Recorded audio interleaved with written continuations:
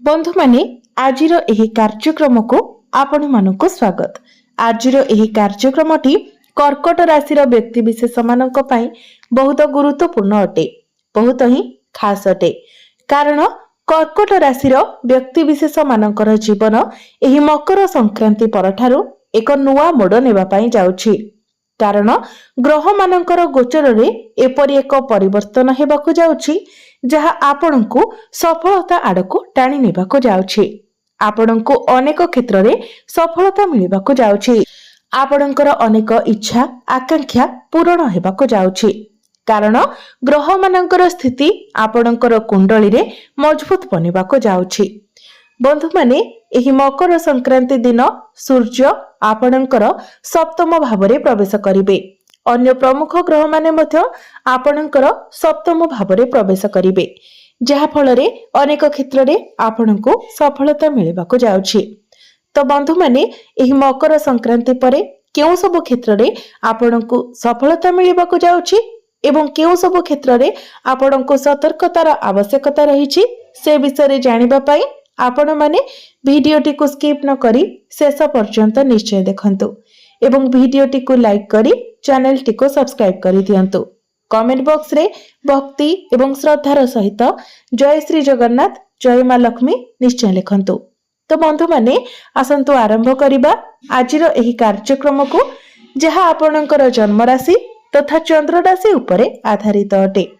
तो राशि चक्रर 12 गोटी राशि मध्यरु चतुर्थ राशि हेउछि कर्कट राशि एवं कर्कट राशि राशिधिपति हेउछंती चंद्रमा। तो बंधु माने पूर्वरु आपणकर स्वास्थ्य रे समस्या देखा देउथिला। जॉइंट पेन, बैक पेन भली समस्या देखा देउथिला। पेटरे आपण जंत्रणा अनुभव करुथिले। आपणकर इंडाइजेशन भली समस्या देखा देउथिला। किंतु एही मकर संक्रांति ठारू आपण आपणकर स्वास्थ्य रे सुधार देखिबाको पाइबे। आपणकर पूर्वरु जो सब स्वास्थ्यगत समस्या रहितिला से सब दूर होइछिबो। आपणकर इम्यूनिटी सिस्टम स्ट्रांग हेबो एवं आपण निजको स्वास्थ्यवान अनुभव करिवे। आपणकर शिक्षा क्षेत्र कथा जदि कहिबा तो विद्यार्थी माने मध्य एही मकर संक्रांति परठारु निजर शिक्षा क्षेत्र रे बहुत अधिक उन्नति लाभ करिबाको जाउछंती। कारण आपणकर पंचम भाव आपणकर शिक्षा भावर अधिपति मंगल पूर्वरु आपणकर षष्ठ भाव रे गोचर करुथिले। षष्ठ भावटी कुंडली रे फल बोली माना जाय न थाए। तो पूर्वरु आपणकर मन पाठ पढ़ारे लागु नथिला। शिक्षा क्षेत्र रे अनेक बाधा विघ्न मध्य सृष्टि हेउथिला। परीक्षा रे आपणको आपणकर परिश्रम अनुसार सफलता मिली पारु नथिला। किंतु एही मकर संक्रांति परे आपण देखिबे जे आपणकर शिक्षा क्षेत्र रे एक पॉजिटिव चेंजेस आसीबो। पाठ पढ़ारे आपणकर मन लागिबो, आपणकर एकाग्रता बढ़िबो। एही मकर संक्रांति परे जदि आपणकर किछि एग्जाम अछि, कॉम्पिटिटिव एग्जाम अछि, प्रतियोगितामूलक परीक्षा अछि, सरकारी परीक्षा अछि, तो सेथिरे आपण निश्चित भावरे कृतकार्य हेबे। कारण सूर्य आपणकर सप्तम भावरे रही आपणकर प्रथम भाव को देखिबे। तो आपणक मध्यरे कॉन्फिडेंस लेवल मध्य बढ़िबो एवं आपण निश्चित भावरे निजर लक्ष्य स्थल रे मध्य पहुंची पारिबे। पाठ पढ़ा रिलेटेड आपण किछि बड़ स्टेप नै पारंती। एही मकर संक्रांति परे जदि आपण किछि फॉर्म फिलअप करूछंती किबा एडमिशन नेउछंती तो आपणक पई ताहा बहुत भल रहिबा। आपणकर प्रेम जीवन कथा जदि कहिबा तो पूर्वरु आपणक मध्यरे अनेक मिस अंडरस्टैंडिंग हेउथिला, मिस कम्युनिकेशन हेउथिला। छोट छोट कथा को नेकी आपणक मध्यरे जुक्ति तर्क कली झगड़ा हेउथिला। आपण परस्पर मध्यरु भूल बाहर करुथिले। किंतु एही मकर संक्रांति को आपण देखिबे जे धीरे धीरे आपणक मध्यरे सब किछि ठीक होई जिवो। पूर्वरु आपणक मध्यरे जहा भी किछि डिस्टरबेंस थिला से सबुर समाधान होई जिवो। आपणक मध्यरे भल पाइबा बढ़िबो, बुझामणा बढ़िबो। आपण परस्पर को बुझी पारिबे। आपण दुई जण मिसी केवडे बुलिबाकू जाय पारंती। आपणकर प्रेम विवाहर रूप मध्य नै पारे। आपणकर वैवाहिक जीवन कथा जदि कहिबा तो वैवाहिक जीवन मध्य आपणकर बहुत भल रहिबो। कारण आपणकर सप्तम भावर अधिपति वैवाहिक जीवनर अधिपति शनि आपणकर नवम भावरे भाग्य भावरे गोचर करुछंती। ଏହା ଫଳରେ आपणकर जीवन साथींकर पर्सनाल एवं प्रोफेशनल लाइफ रे ग्रोथ आसीबो। आपणक पई आपणक जीवन साथींकर भाग्योदय हेबो। से निजर कैरियर को नहीं किछि बड़ स्टेप नहीं पारंती। निजर कैरियर रे तांको कोनोसी बड़ अचीवमेंट मध्य मिली पारे। एहा सहित आपणकर वैवाहिक जीवन मध्य सुखमय साब्यस्त हेबो। आपण दुई जण मिसी किछि बड़ पदक्षेप नहीं पारंती। दुई जण मिसी केवाडे बुलिबाको जाई पारंती। भाग्य कथा जदि कहिबा तो आपणकर भाग्य भावर अधिपति हेउछंती देवगुरु बृहस्पति। गुरु आपणकर द्वादश भावरे गोचर करूछंती। गुरुंकर स्थिति एठारे टिके कमजोर रहुछि। तो आपणकर जदि सेमिति किछि इमरजेंसी नाही, अर्जेंट नाही, तो आपण टिके अपेक्षा करि नियंतु। जेतेबेले गुरु आपणकर प्रथम भाव को प्रवेश करिवे से पर्यंत आपण भाग्य संबंधित जहाँ भी निर्णय नेउछंती आपण टिके रहि जांतु।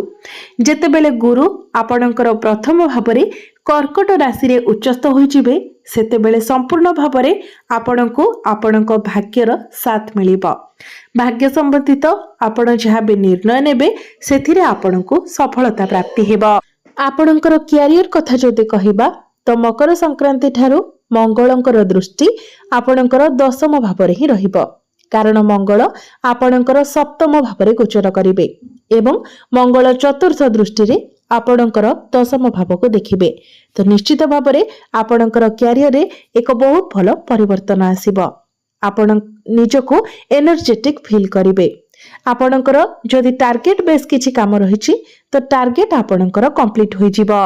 कारण मंगल आपणकर सप्तम भावरे उच्चस्थ होई जिवे, जहा फଳରେ कैरियर को नेकी आपणकर जहाँ भी किछि स्वप्न थिला, जहाँ भी किछि डिजायर थिला, से सब फुलफिल हेबो। कैरियर रे आपणको बहुत बड़ अचीवमेंट मिली पारे। किछि बड़ अपॉर्चुनिटी आपणको मिली पारे। जदि आपणको निकट रे चाकरी नाही, आपण चाकरीर अन्वेषण रे अछंती, तो आपणको चाकरी मिलिबार मध्य बहुत अधिक संभावना रहुछि। कहिबाको गले संपूर्ण मात्रा रे संभावना रहुछि। तेणु आपण निज तरफरु चेष्टा जारी रखंतु। कारण सूर्य, शुक्र एवं बुध मध्य आपणकर केंद्र रे गोचर करिवे। तो सरकारी क्षेत्र रे मध्य आपणको लाभ प्राप्ति हेबो। जदि आपण सरकारी चाकरी करूछंती तो आपणकर पदोन्नति होई पारे। आपणकर दरमारे वृद्धि होई पारे।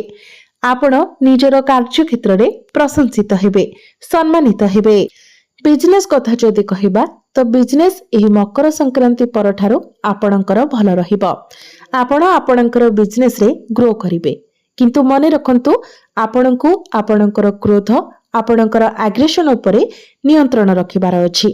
जेहेतु मंगल एवं सूर्यंकर दृष्टि आपणकर प्रथम भाव उपरे रहिबो, तो आपणक मध्यरे टिके क्रोध देखा देबो, एग्रेशन देखा देबो एवं आपण आपणकर सामना वालांको किछि एपरि कहि देई पारंती जहा तांको हट करि पारे। तेनो आपण जेतेबेले किछि कहउछंती तो भाबी चिंती कहंतु एवं जेते पारिबे निजको पोलाइट रखिबा पई चेष्टा करंतु। एबे आसंतु जानिबा किछि प्रतिकार, किछि उपाय विषय जो उपाय गुडी को करबा द्वारा आपणको अधिक मात्रा रे शुभ फल प्राप्ति हेबो एवं जहा सब अशुभत्व रहुछि से गुडी को खंडन होई जिवो। सेथि पई आपण प्रत्येक दिन संध्या समय रे चंद्रमांकर बीज मंत्र 108 थर जप करंतु। प्रत्येक दिन आपण उदित सूर्य को तंबा पात्र रे जलार्घ्य अर्पण करंतु। प्रत्येक दिन आपण हनुमान चालीसार पाठ करंतु एवं प्रत्येक दिन सकाळ समय रे आपण ओम नमः शिवाय मंत्र 108 थर जप करंतु। तो बंधु माने आपणकर जीवन मंगलमय हेउ, एहा ही ईश्वरंक निकटरे मोर प्रार्थना।